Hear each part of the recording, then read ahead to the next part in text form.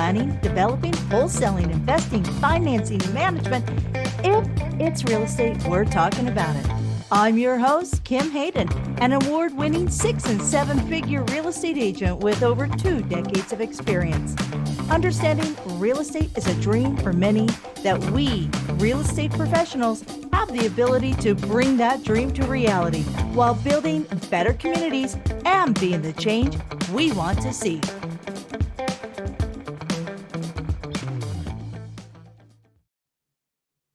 Welcome back to the show. I'm super excited that you are choosing to share your time with us today. If this is the first time visiting us here and you stumbled across 500 Doors, why 500 Doors? Because behind every door is an opportunity, opportunities of legacy and changing community and creating space that can be inclusive and engaging.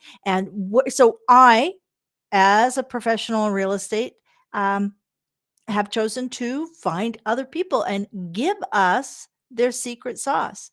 Now, long time ago, so we're going way back in the Wayback Machine, was a waitress in Vegas. And I was taught a phrase very early on when I was working at the Mirage, was a CYA.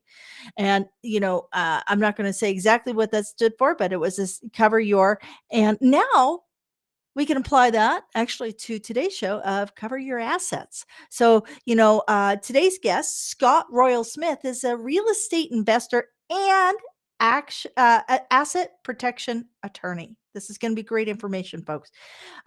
Scott became an entrepreneur while still in law school, purchasing and running an auto mechanics shop to pay for his way through school. After graduating, Scott began his law career as a high-stakes corporate litigator. He spent the last 10 years of his career analyzing real estate investments and asset protection. Today, Scott is the founder and CEO of Royal Legal Solutions, a firm he built to offer tax, business, and legal strategies to clients all over the U.S. and Canada. He continues to educate the public on asset protection strategies to help circumvent debilitating lawsuits for his clients. So let's bring him into studio, because we all know that the best lawyer is the one that doesn't have to pull you out of a fire, but can prevent the fire, right? So, Scott, welcome to the show. Thanks for having me on, Kim. Excellent. So, whereabouts are you? First, give us a little bit of who is Scott and where are you located? Sure. Well, I spend time between Austin, where we're headquarters, and southern Utah, outside of some properties I have here outside of Zion National Park. And most of my time is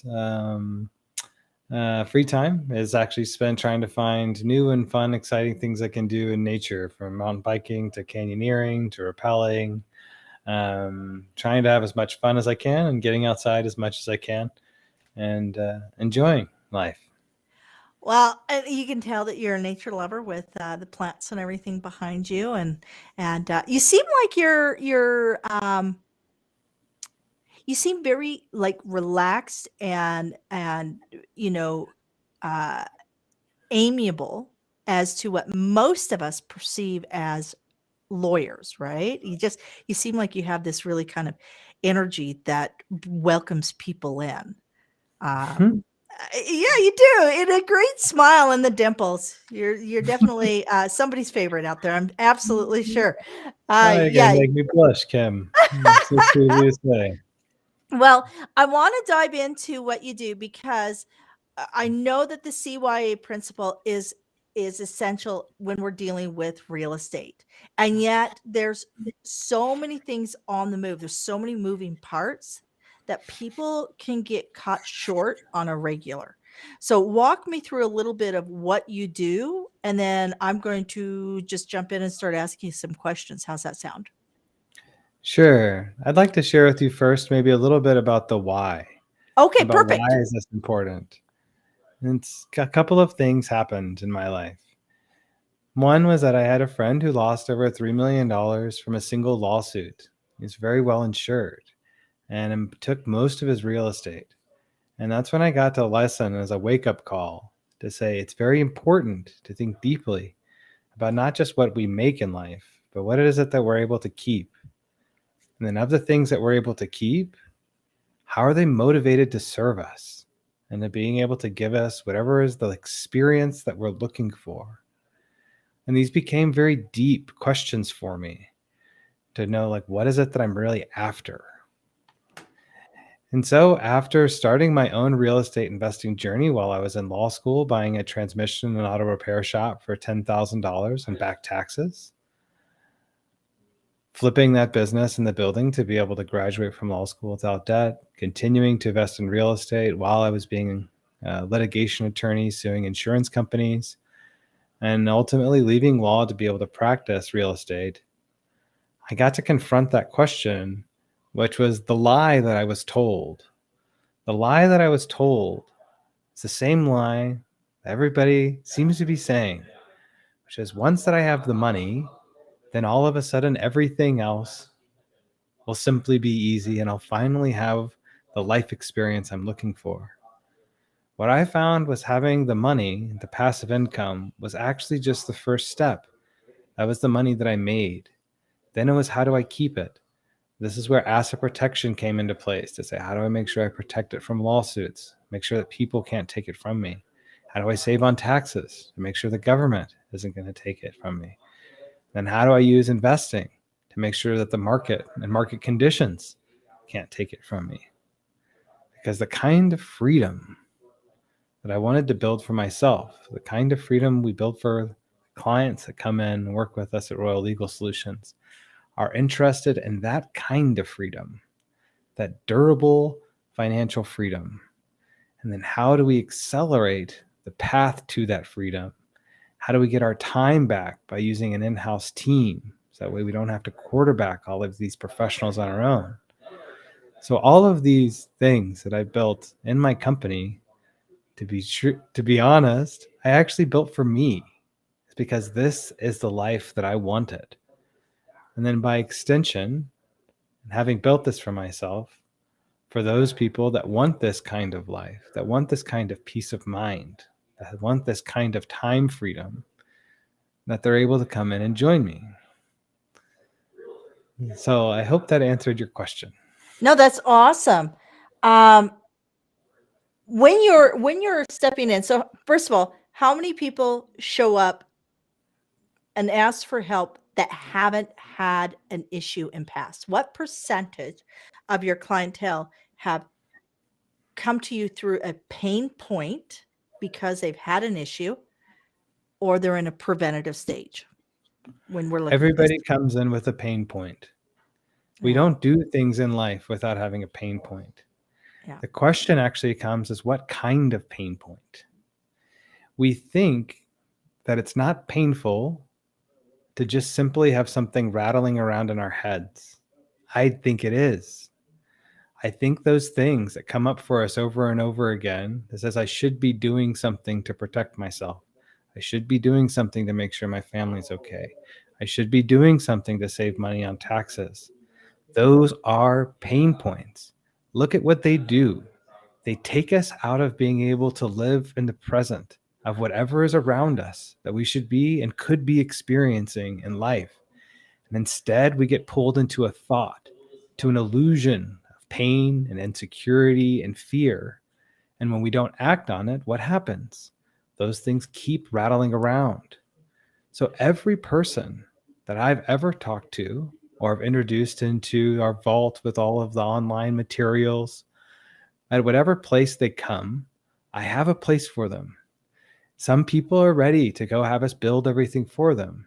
Some say, I'm just curious about what is the highest level that I could be thinking about. Maybe I need to do one small thing now.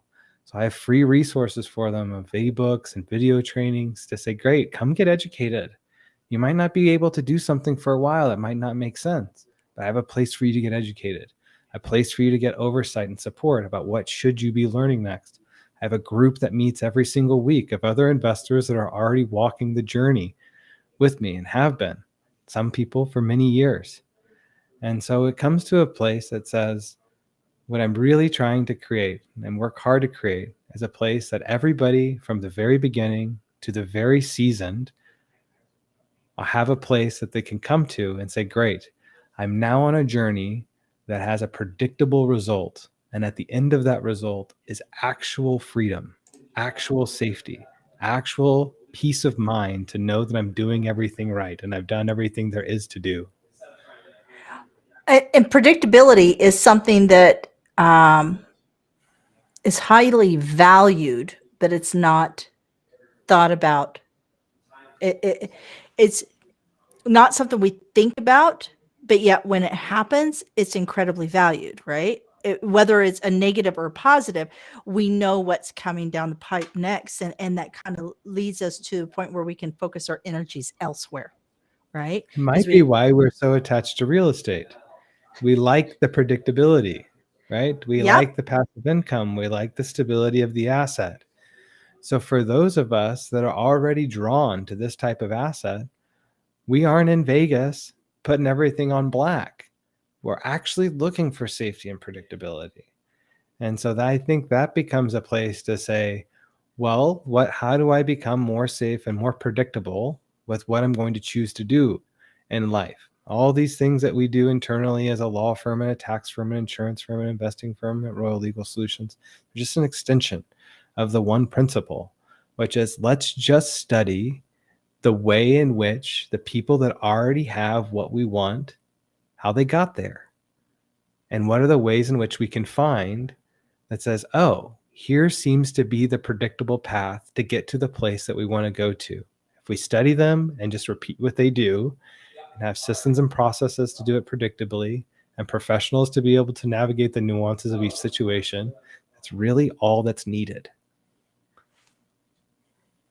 What do you think is the greatest myth out there when people start either on a personal real estate journey or a real estate development and investment journey? What do you think the greatest myth, the one thing that you see repeatedly that causes pain for people on their journey? It's almost always not following the path. The path is already there. It's already very clear if you're working with people that have walked the path themselves and helped other people already walk the path. What you're saying oftentimes, and the myth is, I'm going to figure out a better way on my own. You might, but why? Why risk it with something that's this important? Just follow the path. The path is easy. You just take one step after another. You just follow exactly what people are telling you to do. Maybe if you decide you want to, first master how to walk the path that's already laid out. Then, after you've mastered that, then go be creative. That's the time for creativity. Creativity is not at the beginning of the journey. Creativity is at the end of the journey when you're trying to tune in that last 1%, because there's actually no improvements to be made on the other 99%. Shakespeare's quoted in saying that there's only 7 original storylines. Yeah. And when we look at this, there's stories, rules, paths to success. Each person has a personal message within that. So you take a look, believe it or not, movies like, let me just grab a couple.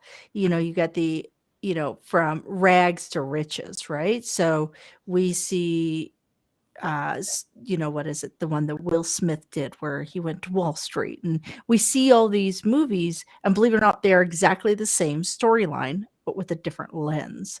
And I think a lot of people, they confuse their lens with throwing out the entire story, and they feel that they can rewrite a new story, right? Rags to riches is rags to riches. That is the story. It's just a different lens. And I see people all the time that goes, well, that's what they did, but I'm going to do it differently. The reality is there's stories and rules, and people have to you just fall within them, whether or not you want to be there, you fall within it. So yeah, don't get creative from the start. Learn the systems. Um, when we're looking at the systems, what is obviously going to royallegalsolutions.com is a great first step. Um, where do you typically encounter people within their journey? Is it after they've purchased, one, two, three, four properties, or after, they've gone through an ugly divorce or they've had, where do you typically encounter people within their journey of real estate? Yeah. So we're so good at what we do with tax that anybody that's making above $150,000 a year, we can save them so much money in taxes that it pays for everything else that we do. So there's this broad scope of who it is that we can help that says, good, if you're making Yes. money, we know how to help you get it protected, optimize for taxes, get your estate planning in place. And from this, you're going to see that the tax savings will actually pay for all the professional services. I don't know of anybody else that's making the same type of promise inside of our industry of how effective that they can be for anybody that comes in. For real estate investors, sometimes you find people at the very beginning. Most of the time, what you find is they own a few single family homes, somewhere between 1 and 10.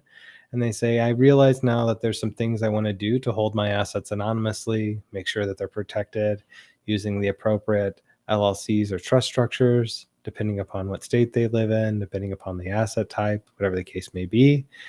And then they want to walk through the process at that point because they've already gotten a little farther down and they realize that this question of, oh, yeah, I need to do something about being protected is in their mind. And then that's when they reach out.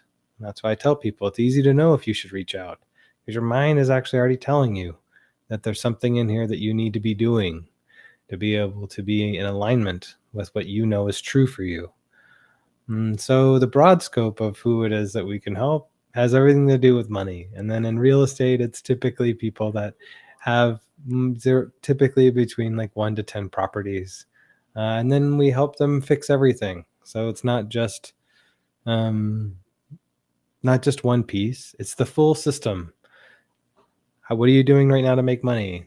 How do you protect that using the LLC structures? Can you using corporate structure to save on tax? What kind of business deductions can you be taking? What kind of tax shelters, like private foundations or other tax shelters, can you be using? What ways are you using accelerated or bonus depreciation on either syndication investments or other investments that you might buy to further lower your taxes? How are we going to structure all of this so that way everything passes to your family if anything happens to you, so that way that they're not left in a lurch? Thinking everything holistically, providing unlimited support by email within 24 hours, having a couple of annual touch points with the attorney team allows us to be able to just build all of the foundations from start to finish, be able to coach, here's exactly what you need to do to be able to go reach your goals, provide you appropriate levels of insight and quick responses to handle issues as they come up during the year. And in taxes, so a lot of people when we're right now going through what we call kind of like accidental landlords. And these are people who have inherited a property from parents who have passed. So there's this entire generation of people who are in, like, they're getting their parents' condo or house or things along those lines, and they weren't actually on a path to become property owners or landlords. But you also don't want to liquidate an asset when the market is moving where it's at, right? The market is in such a good positive spot. Can you rent that property out? What's the one that when you've got somebody who's fairly new and they've listened and they're getting the guidance right from the beginning, what is kind of that one aha, or I didn't know you could do that, tip or strategy within the taxation code that is overlooked so many times, and yet it's actually right there available? Like, Yeah. Well, somebody in this place, typically there's two things I'd say. First, Form either an LLC or a series LLC. You can form those anonymously, connecting them to a law firm. So that way all your information is protected by the attorney-client privilege. Your name doesn't appear on the ownership of anything on the public record. What this means, if anybody looks to sue you, looks like you don't own anything. And guess who doesn't get sued? People that don't own anything, because there's nothing that doesn't look like there's there anything to take. So this is a way to stop lawsuits before they start. If they do sue, then your LLC or series LLC structure then protects you. Number one, let's get protected. Very important. Right? Because lawsuits is a zero game, right? You can get sued, they take everything. Taxes is a fractional game. They're taking a percentage of like whatever it is that you make. So after you become protected to cover from that potential loss, then what you want to do is look at the taxes. Inside of the taxes is a number of things you can do. But the big one mover for everybody who's making above $150,000 a year or simply wants to be able to take advantage of this type of tax saving structure. At above 150, it makes no brainer sense, but it does work for everybody. What you do is you form a private foundation. A private foundation is a type of 501c3 entity that you only contribute your personal funds to. What it allows you to do is contribute up to 30% of your personal funds into the private foundation. You can invest all of that money through the foundation, whatever assets that you like. There's no tax on the gains that are made inside of that foundation. Yeah. So now you have this tax sheltered vehicle through which you can invest. And what's beautiful about that versus a solo 401k, for example, is that it's not locked up until retirement. If you find yourself in a place where you need to pull cash out of the foundation, you can pay yourself a director's wage. Now it's taxable at that point, but otherwise it grew. So out of, let's say we're at a 20% tax bracket, yeah, $150,000 is what you make. So now out of $150,000, we can take 50 of those $1,000 and then put that into the private foundation. So what did we just do? We now meant that we just saved $10,000 in that year from taxes because we didn't pay the 20% tax on the 50K that we protected, right? Brilliant. Now I can take that 50,000 and now I can invest it. Maybe I invest in stuff that doubles that money. Maybe whatever things happen at that point, buying and selling of the assets, generating rent revenue, whatever the case may be, all flows into that private foundation and none of it's taxable. So you essentially get this giant tax shelter that you can draw income from if you need it. But in the meantime, it just grows. And so, but look at what just happened. The money that you needed to invest, today it was $5,000 to set up the shelter. It's a one-time cost. It costs you $5,000 to set it up, maybe $1,000 or so every year to maintain it. But you made $10,000 and not paying tax to the government. So you just made a 200% return up front in tax savings on the money invested, plus being able to invest all of the money you saved into a shelter that is producing returns that also aren't taxed. So one of the best, or I'd say the best and the only guaranteed return investment you can make is tax, because you know exactly how much money you're going to make before you do anything. Brilliant. And see, it's funny because I've always tax has always been like a negative, whereas you just actually put a positive. Taxes are inevitable, just like death, right? But I've always looked at it through a very negative lens, whereas you're actually putting that lens of opportunity and how do you get it to work for you versus against you. That's brilliant. Of course we don't want to pay taxes, right? So the next step after this is you first have all of the deductions you want to take with your business deductions. Then we say, cool, how do we protect it in the right kinds of vehicles, solar 401ks, private foundations, etc. And then the last thing that we do is we say, well, what kinds of investments do I have? And with the kinds of investments that we get into, there's opportunities to be able to generate things that are called accelerated and bonus depreciation. And if you can't afford to buy one of these assets on your own, you can buy them fractionally as part of a syndication, which we also offer And I don't create the syndications, but I make introductions to people that are inside of my deal network and bring them into like the live summit that we're going to have here in June, so people can meet people from my network and upskill, upgrade. Who are the people they're getting some of these deals from? These deals are like self-storage units, but inside of a self-storage unit, I just placed $100,000 of my own money into. Plays like a 9% pref with a 22% IRR, has a 5-year exit, but also provides 180% bonus depreciation. So it means in year one, I'm actually getting $180,000 in additional write-offs to my taxes. So with my $100,000 investment, that's going to pay me my like 9% and this, 22% IRR and 5-year exit.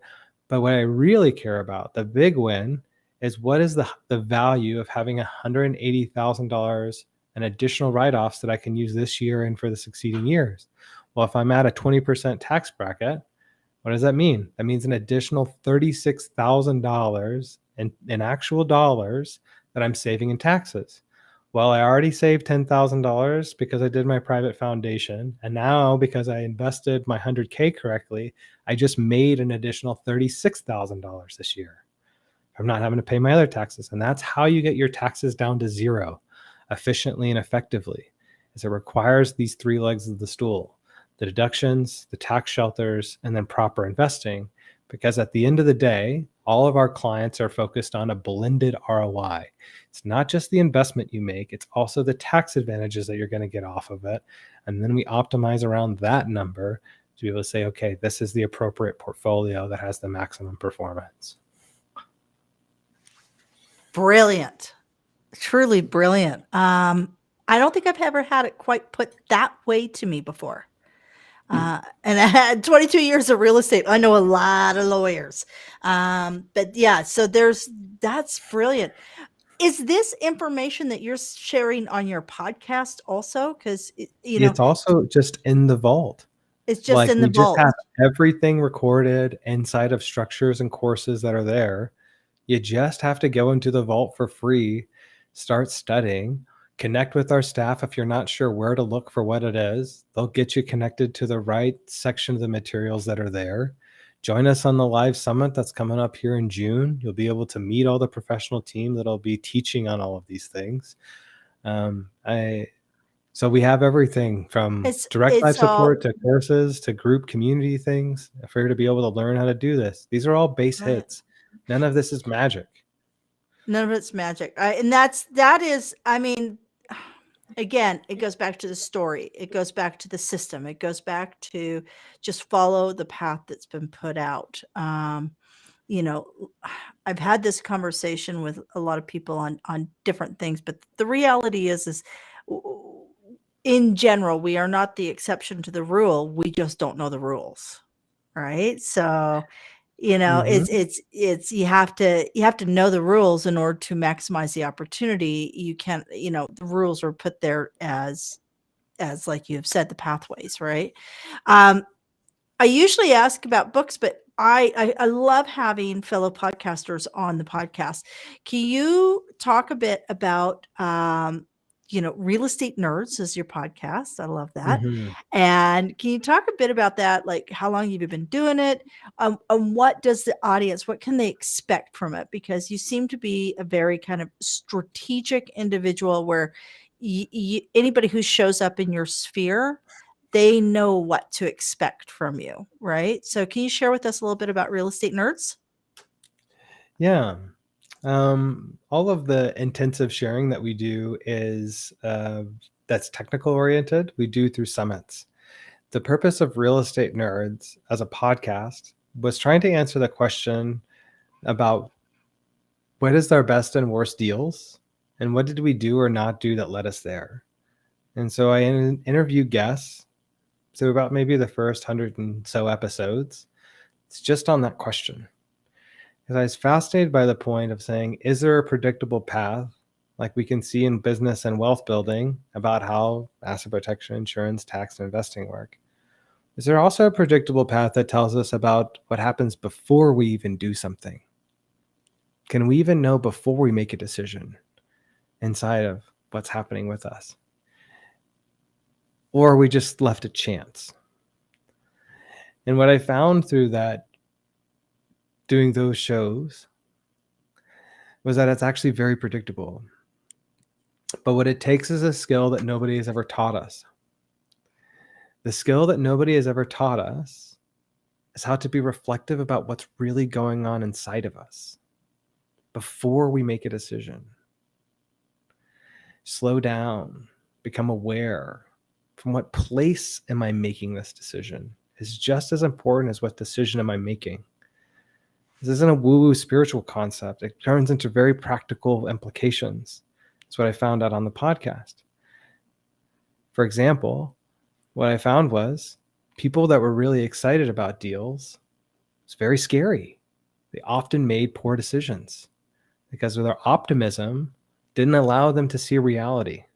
Because they couldn't see reality, they started masking over facts of things they should have seen as warning signs to not do something. So it's very important to be like, hey, how am I excited inside? From what place am I excited? Maybe I need to get calm first before I go and make a decision about this. The same thing was true with actually people that were overly pessimistic. They couldn't see the reality of where the opportunity was. So it seemed to be the case where we looked at best deals and worst deals, that best deals always correlated from a place of following a system, following a process, and doing this last piece, which was I'm checking in with myself. From what place am I making this decision? Am I calm, steady, and objective? Or am I having some type of emotional screen that's preventing me from really being able to see reality for what it is? And I'll delay the elite investors and business people I work with will always delay making a decision until they can make the decision or have the conversation from the right place. They won't do anything until that's true. There's a saying, and it's emotions by logic justifies, right?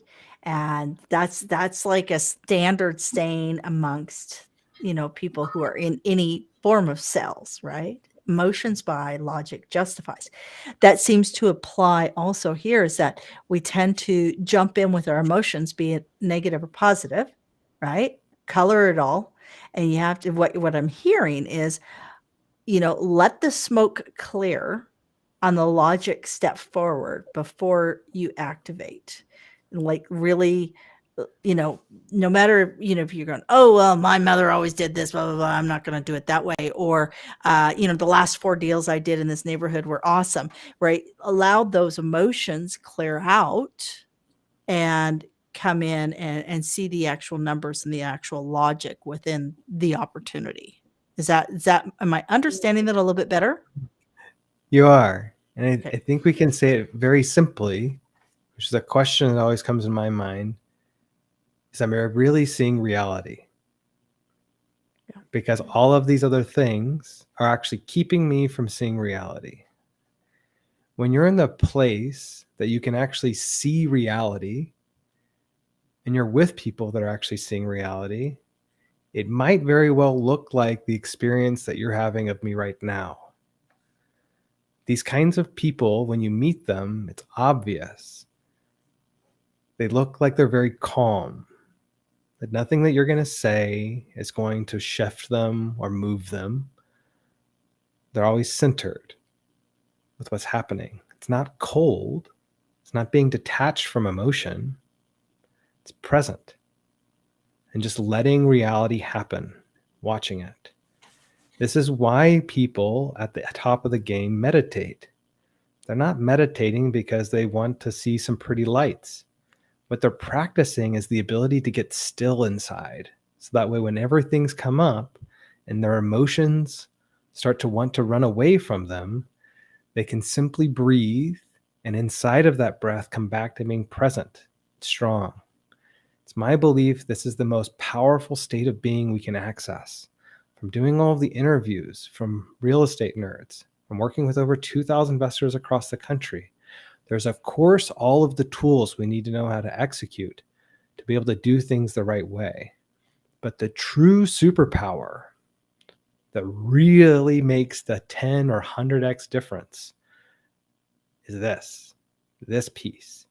And it's the hardest one to get.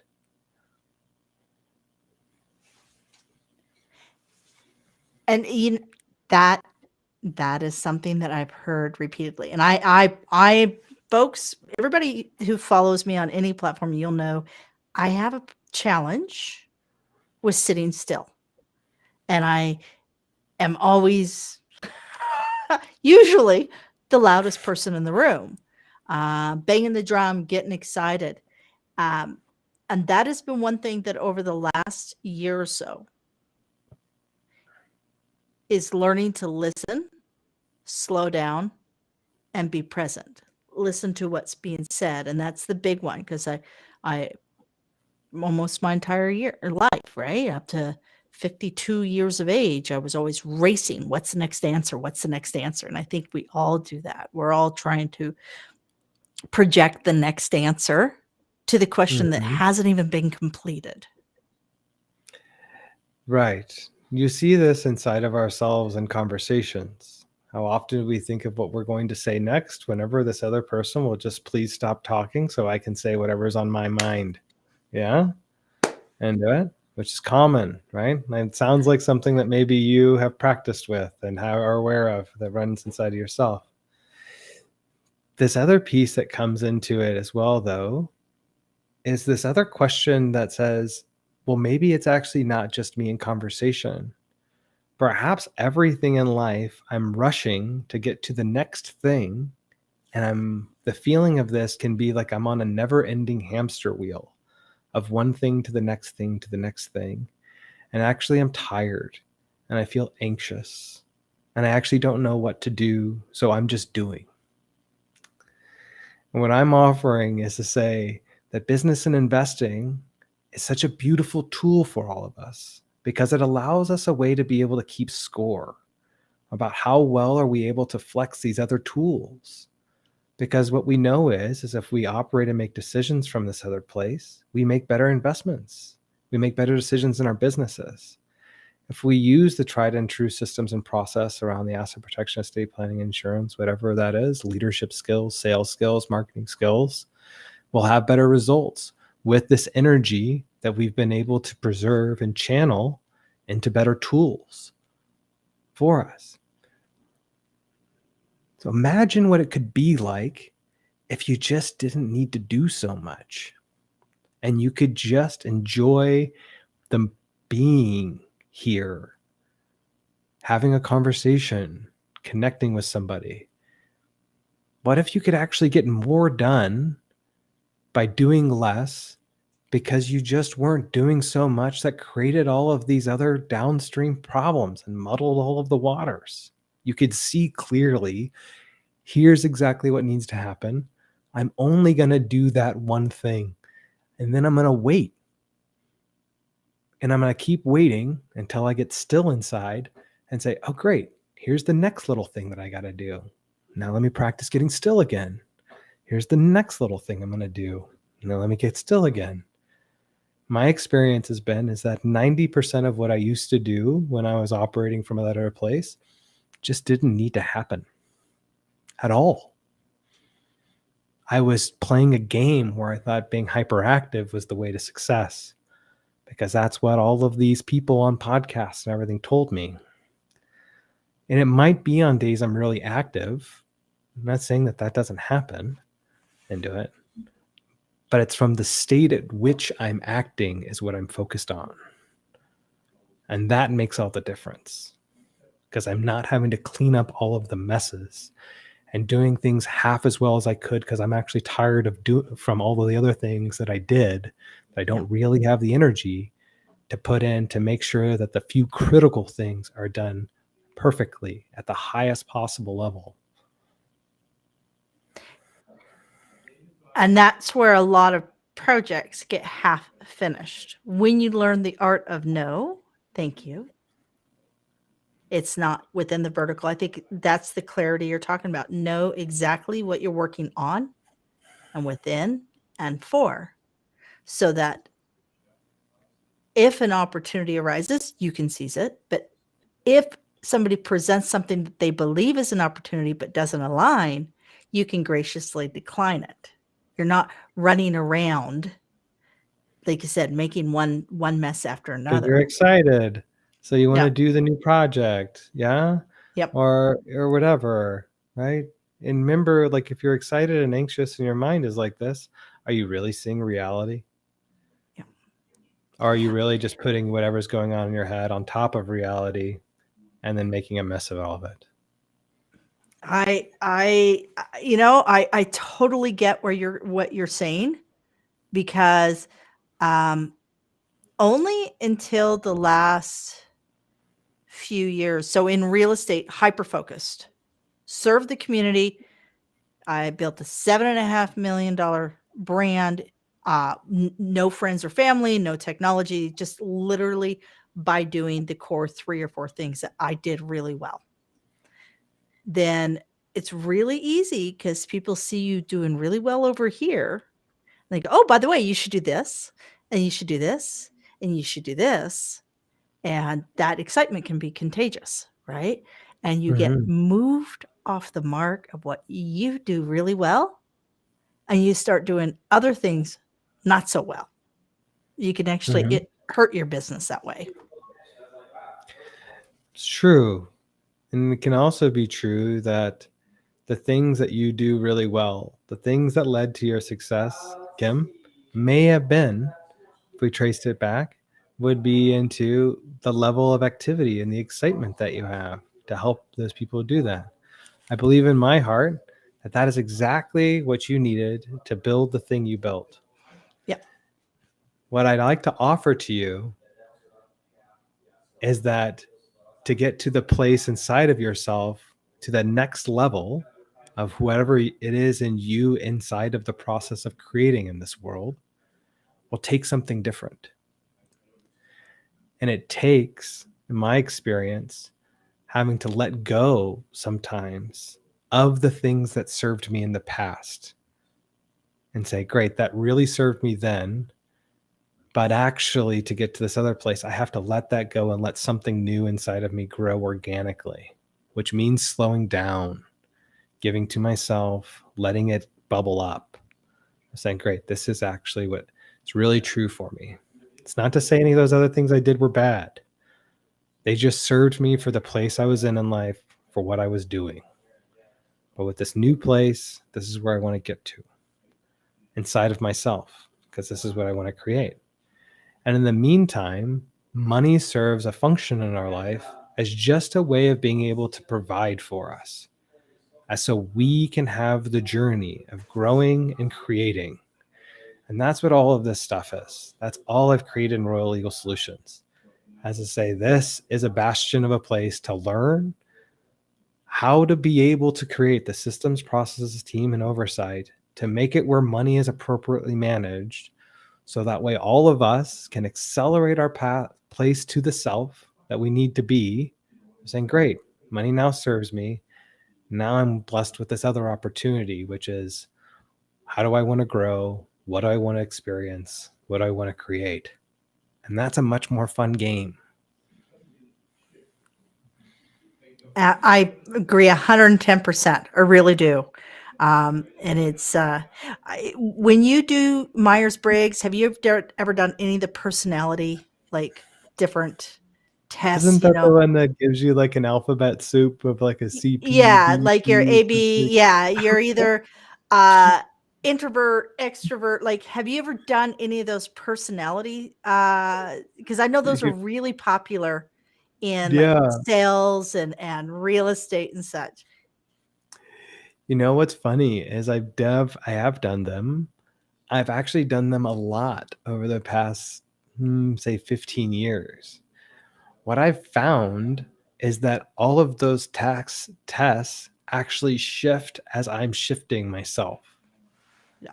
And that the person that I was 6 years ago, when they said, oh, you're a maverick, you're out there creating on the fringes, not concerned about this, and you're just that's true for who I was at the time. I was trying to break open a new industry and a new thing. Taking the test now, they would probably reflect something totally different about being much slow paced, valuing consistency, high detail orientedness, high systematic thinking. But I'd be curious to take them again. But yeah, I have taken them. I think they're very helpful to take these tests and then to reflect about where they might be true or not true for us, as just as a matter of reflection, even. Yeah. No, I would love to see your test because it's because you are What do and you I think it would you say? well, you come across as a very deep thinker. But in order to accomplish all that you've accomplished, you also have to be somebody who is a pusher, somebody who gets in and initiates, right? You initiate, Mhm. but you actually, I think, just hit the word that is actually a core: consistent. That I Mhm. think is the core. That's what I'm taking away from this is this consistent mindset, this consistent effort, the consistent overview. And that's I think that there isn't a I don't, as far as I know, there's not a personality test out there that will give you that your personality is consistent. But I would say that Mhm. that's actually what I'm taking away from this and from all that you presented, which most likely, just so everybody knows, I'm not a client as yet of Royal Legal Solutions. However, with you saying consistent, I can see how that could be actually a core fundamental within all that you've built is to be consistently reliable, accountable, connected. You know, all of these spaces that can create reassurance for your clients. Um, I always like to, I've got all of your socials up here and we'll have everything in the show notes. Your LinkedIn, which is my favorite space, Twitter, which I haven't ever figured out, Facebook, who Facebook is interesting. Facebook is it's a great place for groups and information transformation. And Instagram, we get to see all the cool places that you go and do and all the awesome stuff you do. Um, Everything's in there. I would love for you to share a quote that inspires you that you would like to lend to somebody when because here's the fact, folks. Life in general, nobody gets out alive. Nobody gets out alive, and it can be hard. And on the days that hard is hard, know that you're not alone and, we want to lend this quote to you. This is an inspiration that you can pull on, do what you need to do, get up in the morning, get moving around, take a look, take consistent, measurable action to protect yourself. But yeah, if you can share a quote that reflects a bit of who you are and what inspires you. One of my favorite quotes is actually from Rumi. It was like an old school spiritualist. And what Rumi said was, I know you're tired, but come. This is the way. Said, I know you're That tired, but come. This is the is the way. way. It's all you have to do. All you have to do is just follow the path. Breathe. Relax. Life is okay. Just follow the path. And then if you're on the path, all that's left to do is just relax. I know you're tired, but just come. This is the way. Come get educated. You'll see it clearly once you get educated. Wow. That's you know what? Very, very good insight. I want to thank you for sharing your time today. I can tell you're a lovely human being inside and out, and you're actually working from a point of integrity to serve others. I appreciate that. That's awesome. Thank you, Kim. It's been a pleasure to be here with you. Excellent. All right, guys, stick tight and check out this super awesome closing and enjoy the music. Make a call. Check out all that Scott has worked so diligently to provide you for your legacy in real estate and all of your assets and get them covered. CYA, folks, cover your assets. And until next time, be good to yourself. Thank you for joining us at the 500 Doors Your Real Estate Podcast. Be sure to join our Facebook group at Real Estate Success with 500 Doors. Keep on watching, and don't forget to like, subscribe, comment, and share, because we all know sharing is caring.